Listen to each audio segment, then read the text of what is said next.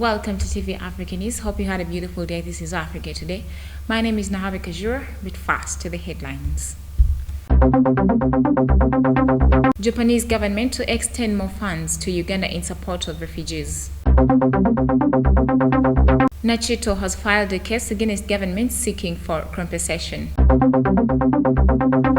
Officials call for mandatory taking of COVID-19 vaccines. And the Chad's President Idris Deby has died of injuries suffered on frontline. And in our sports today, newcomers Toro Queens make perfect debut with the late winner against Makerere University. Well, let's have the news in detail. Now, the Honorable Minister of Relief, Disaster Preparedness and Refugees, Hilary Onek, has commended the government of Japan for tremendous support they extend to Uganda's refugees. This was at the Uganda Media Center in Kampala. Let's have the report. During the joint press conference held today at Uganda Media Center, Honorable Hilary Onek, the Minister for Relief, Disaster Preparedness and Refugees, extended his gratitude on behalf of the government of Uganda to the Japanese government for continuously supporting the refugees policies in Uganda and appealed for more, and also continue strengthening the bilateral relationships between the countries. Take this opportunity to thank the government of Japan through the ambassador of Japan in Uganda for the generosity exhibited towards the refugee community. These are not the only support Japanese have been giving Uganda. There has been many other supports, but for this occasion we have come mainly to thank the Japan government for their support to our refugee programs. His Excellency Hidemoto Fukuzawa, the Japanese ambassador to Uganda, assured Minister Onek that his government will continue supporting Uganda's development projects, especially in northern Uganda where the refugees are located. Providing small grants for NGOs, schools, hospitals, and local government. Since 1992, we have been supporting the development of local communities by, at this moment, 267 projects for almost 30 years. In the northern part of Uganda, we have so far supported 80 projects. Japan will continue supporting the development of Uganda from various aspects, including the empowerment of the local community. I recognize Uganda as an exemplary refugees assistance model with its progress refugee policy and the protection of the asylum space in the country. Acknowledging Uganda's generous progressive refugees policy and needs for the humanitarian development support, Japan is determined to continue to support Uganda's solidarity with refugees and host communities. According to statistics, Uganda has a total of 1,423,740 refugees, where those living in settlements make 90%, elderly 3%, and women and children are at 82%. TV Africa News, Kachanchu Mutabazi reporting. Thank you so much, our reporter. Now, a mother who's 15 years old was shot in the mouth during the November 2020 riots, identified as Hajara Nachito, has sued government demanding for compensation. We have the report. Nachito, a resident of Chinoni in Rengo district, has filed her documents before the Civil Division of High Court seeking to be compensated with unspecified amount of money as damages caused to her when his son, Amos Segawa, was shot on November 19, 2020. According to her evidence before court, her son, who was a senior 2 student at Lubidi Secondary School, was shot by soldiers wearing army green uniform at Cornerstone Plaza in Kampala at around midday while on their way home from work. She reportedly saw soldiers shooting aimlessly and decided to close the shop she was working in due to the heated political campaigns period. The police and army was trying to quell protests that erupted countrywide following the arrest of the then presidential candidate Robert Chagulanyi from Luka district and 54 people who were shot dead during the riots. As a result, the Commander-in-Chief of the Armed Forces, President Yoweri Museveni, on November 30th, 2020, said the government would compensate families of those killed during the city protests. According to Museveni, among those killed, 32 were rioters and 22 were victims whose families were to be compensated. Last week, Nachito staged a lone protest outside Parliament demanding justice, and the Speaker of Parliament, Rebecca Kadaga, promised to support her to access justice. Well, thank you so much, our reporter, and we pray that Tajira Nachito is compensated. Now, government officials are pushing for compulsory COVID-19 vaccination of frontline workers to protect them from coronavirus-related death and quicken attainment of the goal of returning society to normalcy. This comes at a time when the country is struggling with the vaccine hesitancy, a situation being worsened by increasing cases of adverse reactions such as blood clotting and deaths in recipients of the jabs in several countries.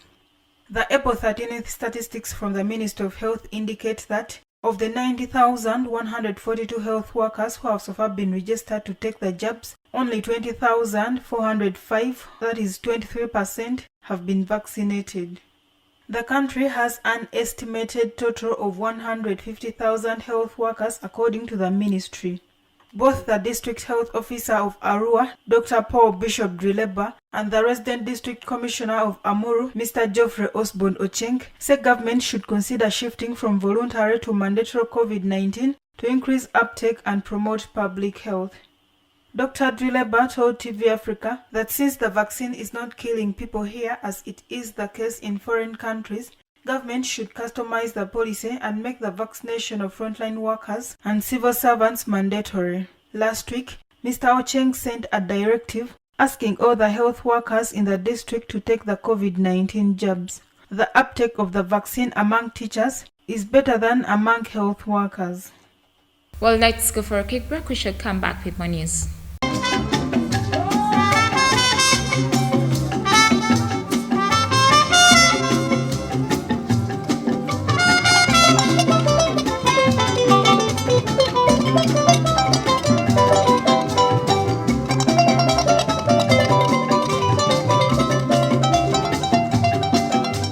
Welcome back for the break. You're still watching TV Africa, the right to know.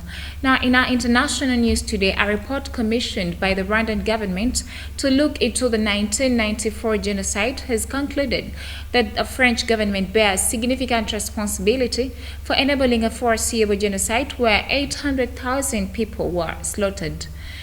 Our reporter has more. The report, which TV Africa has read, comes amid efforts by Rwanda to document the role of French authorities before, during, and after the genocide, part of the steps taken by France's President Emmanuel Macron to improve relations with the Central African country. The 600-page report says that France did nothing to stop the massacres in April and May 1994, and in the years after the genocide, tried to cover up its role and even offered protection to some perpetrators. The report concludes that in years leading up to the genocide, former French President François Mitterrand and his administration had knowledge of preparations for the massacres, yet kept supporting the government of then Rwandan President Juvenal Habyarimana despite the warning signs. Thank you so much, our reporter. Now, a Namibian court on Monday rejected a request by the Mexican-Namibian gay couple to return to the country with their 2 one-month-old daughters born to a surrogate mother in South Africa. We have more. Since the birth of the twins in mid-March in Durban, their fathers, Philip Raul, 38, from Namibia, and his Mexican partner, Guillermo Delgado, 36, both architects living in the Namibian capital, Windhoek, have been unable to take the twins home. The Namibian authorities refused to issue travel documents to the 2 newborns, demanding that the couple prove their biological parentage. In its decision, the Windhoek High Court said it didn't want to engage the judicial overreach by ordering the Ministry of Home Affairs and Immigration to issue emergency travel certificates to the twins Maya and Paula. In Namibia, homosexuality is still illegal, although in practice, the 1927 sodomy law is rarely enforced today. Thank you so much, our reporter. Now, moving on, Chadian President Idris Deby, who has been in power for 30 years, died on Tuesday from injuries sustained while commanding his army in fighting against rebels in the north over the weekend, a spokesperson announced on television. announced his death. The army spokesman, General Azemba Modoa Aguana, in a statement read on TV Chad, said the President of the Republic, Head of State, Supreme Head of the Army, Idris Deby Itno, has just breathed his last while defending the territorial integrity on the battlefield. Mr. Deby, 68, a career military officer who seized power in 1990 in a coup, was promoted to the rank of Field Marshal last August. He was re-elected for a 6-year term with 79.32% of the votes cast, according to provisional results announced on Monday evening by the National Electoral Body. Ministers and senior officers said on Monday that the head of state had visited the front line between his army and a quorum of rebels who had launched an offensive from rare bases in Libya on election day, April 11th. The rebels, whom the army claimed to have defeated in the fighting, had said in a statement that Mr. Deby had been wounded, but the information had not been confirmed by official sources. Thank you so much, our reporter. Now, Africa's iconic Table Mountain towards central Cape Town on Monday after ravaging university buildings has been contained by firefighters after heavy evacuations. Let's have the report. The fire broke out on Sunday morning in the foothills of the mountain and spread to the University of Cape Town, destroying buildings and part of a library housing a unique collection of African archives while causing students to flee. Cape Town Mayor Dan Plato said efforts were currently focused on the mountain above the Red Hawk suburb, with residents being evacuated as a precautionary measure. The cause of the fire is under investigation, with one suspect taken into custody overnight, according to the city official safety chief, J.P. Smith. Flames have already destroyed the Rhodes Memorial Restaurant, private homes and historical structures, such as the 18th century Mostards Hill Windmill. No casualties have been reported so far, apart from 4 firefighters who have been injured. Well, thank you so much, our reporter. Now, Mali's Supreme Court on Monday confirmed that the charges against several personalities, including a former Prime Minister and star radio host, accused since December of preparing a coup d'etat with mysterious outlines, has been dropped. Our reporter has more. According to information obtained from the central prison in Bamako, the 5 detained personalities, including the activist and radio host Mohamed Yusufu Bathiri, known as Ras Bath, were released on Monday afternoon after nearly 4 months in detention. In addition to Ras Bath, the detainees were Vital Robert Diop, General Manager of the Paris Mocho Abain PMU, an organization that bets on horse races and games of chance, Abu Tol, a manager of an agency working on access to telecommunications, and half-brother of former Prime Minister Bobo Cisse, and 2 senior executives of the Treasury, Mamadou Kone and Suleimane Kansai. The 6th person of concern in the case was Babu Cisse, the last head of Ibrahim Boubacar Keita's government, before he was overthrown by the military in August 2020. By virtue of his rank, he appeared in the case as the possible instigator of his alleged new coup. Well, let's go for a quick break. We shall come back with more news.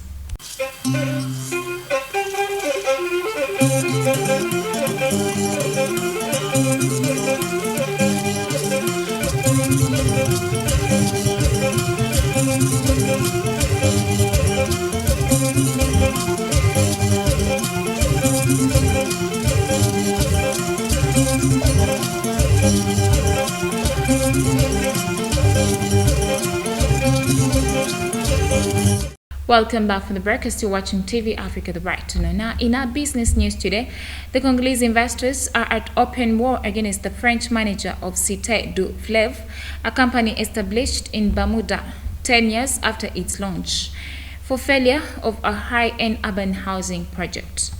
We have the report. The promoters of the site du Fleuve promised at its launch 10 years ago a haven of peace away from the urban chaos of the capital of the Democratic Republic of Congo, the largest city in French-speaking Africa, with an estimated population of at least 10 million. Planned to be built on 25 square kilometers on land reclaimed from the Congo River, The houses and small buildings served by pretty alleys with lampposts were to be a kind of small Dubai of Kinshasa, affirmed a promotional video of 2015 speaking of the most beautiful city in Africa. Room busters, bankers, businessmen, busy politicians, the nouveau rich have invested in apartments and villas away from the working class district of Kingabwa. The owners have demanded the arrest of French manager Robert Chaudhry, whom they accuse of all their ills.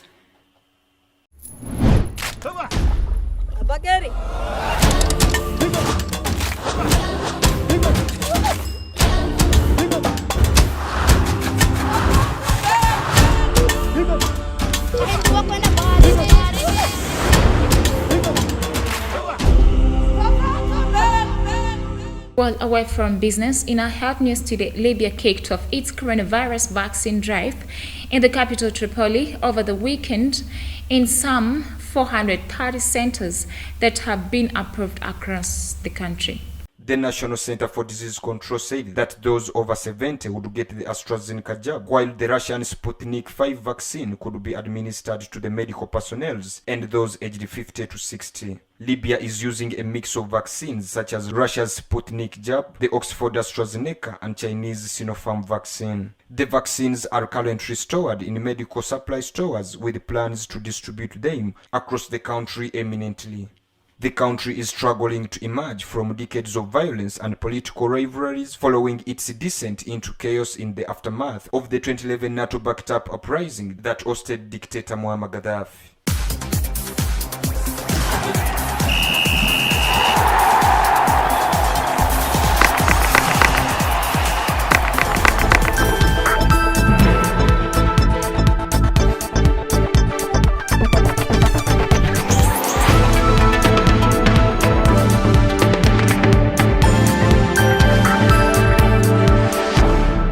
Well, thank you so much, our reporter. Now, in Africa Today Sports, Toro Queens FC made a perfect start to life in the FUFA Super League after overcoming Makerere University on Tuesday at the FUFA Technical Center in Jeru.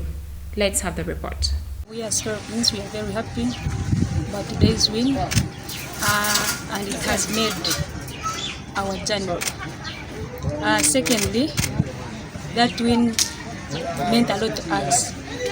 So the coming games, I think we shall improve on, because in first half we started a bit slow, then in second half when we came in, we played some good football. I should say the general display was fair. Being it the first game is never easy, and them playing on the turf is not simple at all, but the first game, the performance was fair. This is a very important win for Toro Queens. It hasn't been easy. We had to work extra hard to dig out a win. Actually, it came in the very, very last minutes, the dying minutes of the game. But this gives us the starting point of this tournament. Well, thank you so much, our reporter. Now, before we end the bulletin, let's have a recap of our top stories. Japanese government to extend more funds to Uganda in support of refugees. Nachito has filed a case against government seeking for compensation. Officials call for mandatory taking of COVID-19 vaccines. And the Chad's President Idris Deby has died of injuries suffered on frontline. And in our sports today, newcomers Toro Queens made perfect debut with the late winner against Makerere University. Well, that was the news on TV Africa. Don't forget to subscribe to our YouTube channel. We shall keep updating you. It is TV Africa, the right to know. This is Africa, and that was the news.